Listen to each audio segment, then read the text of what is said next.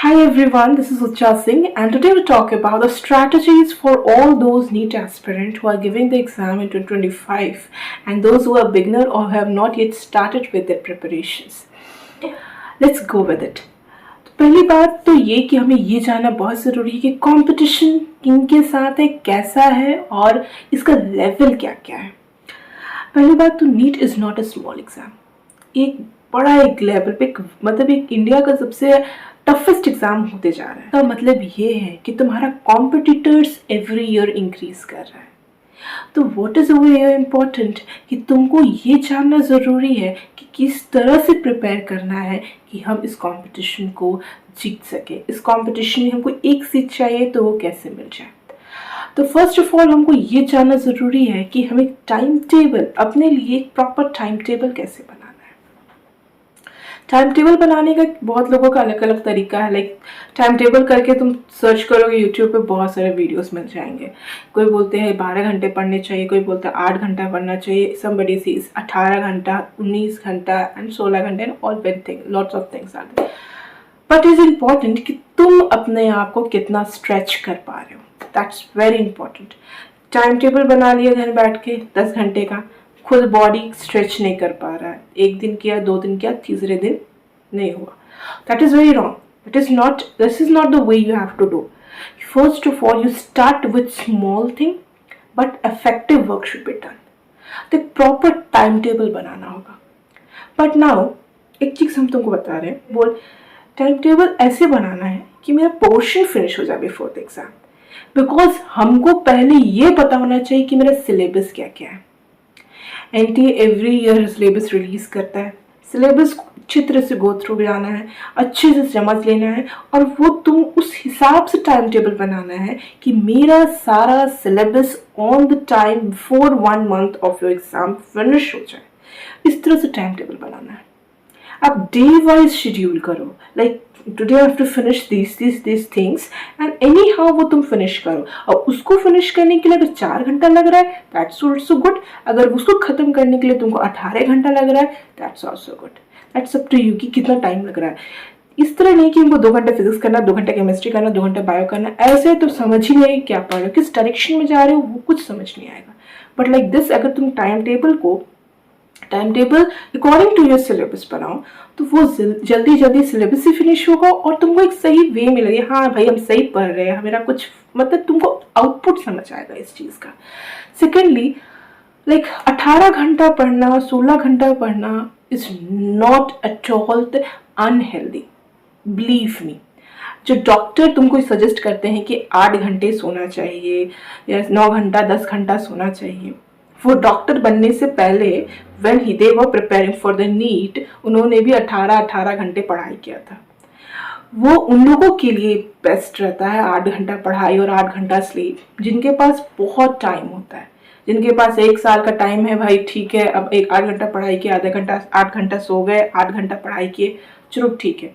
But when your competition is on the door, कुछ 3 से 4 महीना बचा हुआ है, 5 महीना बचा हुआ है और उस टाइम यू आर थिंकिंग कि हम 8 घंटा पढ़ेंगे और 8 घंटा सोएंगे, तो syllabus is not going to complete.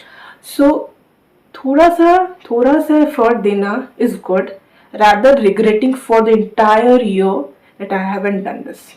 That is good.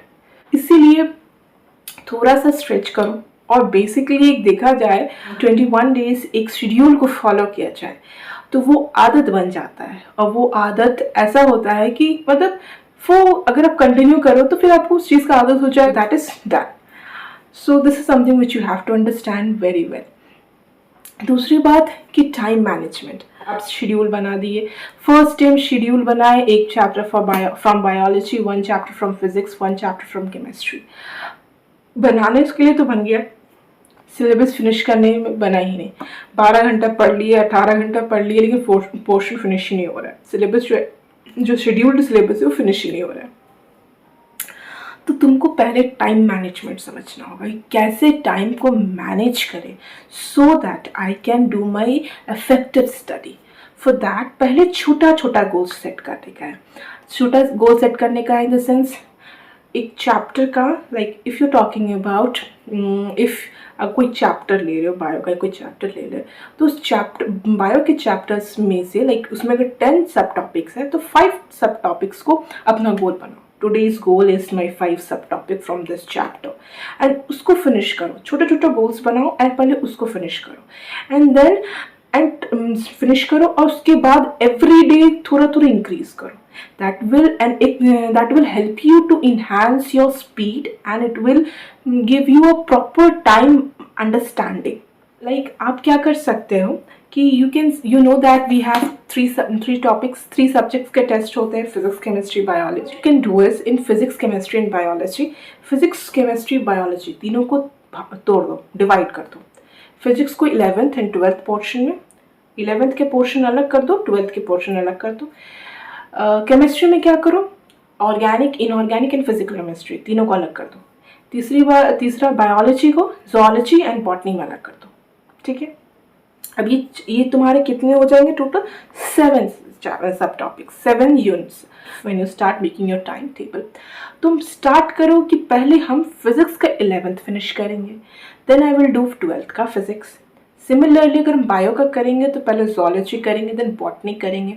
If I am starting with chemistry, I will first start with my organic, then inorganic and physical chemistry.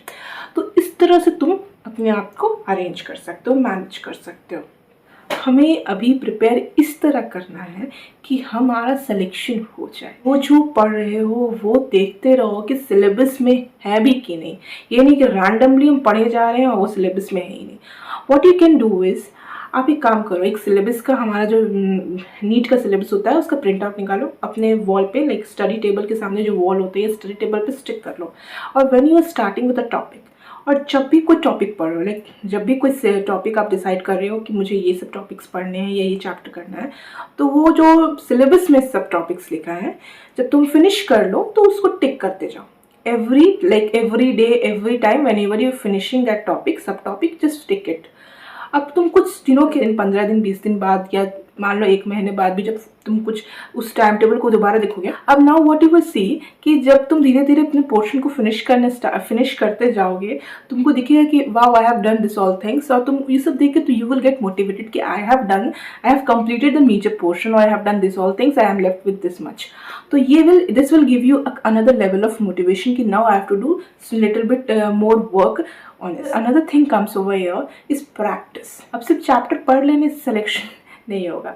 Chapter को पढ़ना है, चैप्टर को पढ़ के समझना है, और every day paper mock test लगाना है, एवरी डे प्रैक्टिस करना है। नाउ अब अगर तुम स्टार्ट कर रहे हो, अगर सपोज तुम आज से या कल से स्टार्ट कर रहे हो, तो बिगनिंग में पहले मॉक टेस्ट नहीं लगाना है। आज suppose you have done physics and chemistry and biology, suppose तुमने तीनों करा, थोड़ा थोड़ा टॉपिक्स तो अपने से किया। अब वो तुम तीनों टॉपिक्स का प्रैक्टिस करो। Practice in the sense questions लगाओ, प्रीवियस या क्वेश्चन पेपर निकालो गूगल से, या बुक मिल रहा है अवेलेबल है मार्केट में, बुक से प्रीवियस या क्वेश्चन पेपर यूज़ करो, सॉल्व करो, डीप प्रैक्टिस करो। लाइक एक वीक, स्टार्टिंग में एक वीक तक, एक स्टार्टिंग की, right from the day you are starting, from that to 1 week आप सिर्फ प्रैक्टिस करो, क्वेश्चंस निकालो और उसके बाद क्वेश्चन से प्रैक्टिस करो। उसके बाद फाइनल, लाइक फर्स्ट वीक में फिर तुम कंप्लीट जितने पढ़ चुके हो उसका मॉक टेस्ट दो। उसके बाद फिर नेक्स्ट वीक सेम प्रोसेस करो और फिर मॉक टेस्ट दो, डेली प्रैक्टिस करो, एंड देन एक वीक में एक मॉक टेस्ट। तो एवरी वीक में एक मॉक टेस्ट देना ज़रूरी है, एंड रेगुलर प्रैक्टिस भी बहुत, और regular question practice is important. ये चीज़ करोगे, मतलब you will believe yourself कि yes I am showing results. I hope that I have guided you well. Thank you for watching this video.